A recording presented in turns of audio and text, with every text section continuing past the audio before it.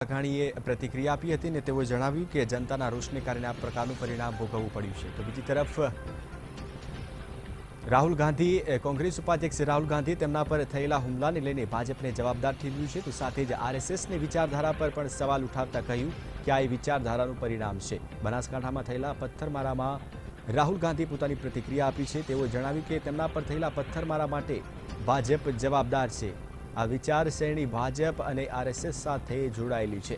તો જે રીતે ગઈકાલે બનાસકાંઠાની મુલાકાતે હતા રાહુલ ગાંધી, પૂરગ્રસ્ત વિસ્તારોની મુલાકાત લઈ રહ્યા હતા। તે દરમિયાન કેટલાક લોકો દ્વારા તેમની ગાડી પર પથ્થરમારો કરવામાં આવ્યો હતો, ગાડીના કાચ તોડવામાં આવ્યા હતા। જોકે સમગ્ર ઘટનામાં રાહુલ ગાંધીના પીએસઓને ઈજા પણ પહોંચી હતી।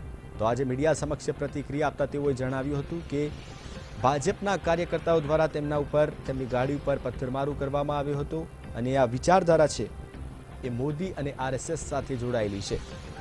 આરએસએસની રાજનીતિની આ પ્રકારની પદ્ધતિ છે ને ભાજપના કાર્યકર્તાઓ દ્વારા તેમના પર હુમલો કરવામાં આવ્યો છે તેવી પ્રતિક્રિયા આપી હતી।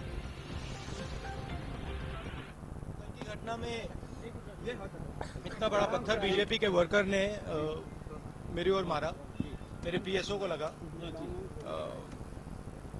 मोदी जी और बीजेपी आरएसएस का राजनीति का तरीका है और क्या कह सकते हैं। सर, अभी तक पूरी राहुल प्राइम मिनिस्टर ने कंडेम भी नहीं किया।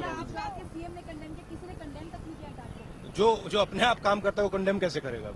उन्हीं के लोगों ने किया है तो वो कंडेम कैसे कर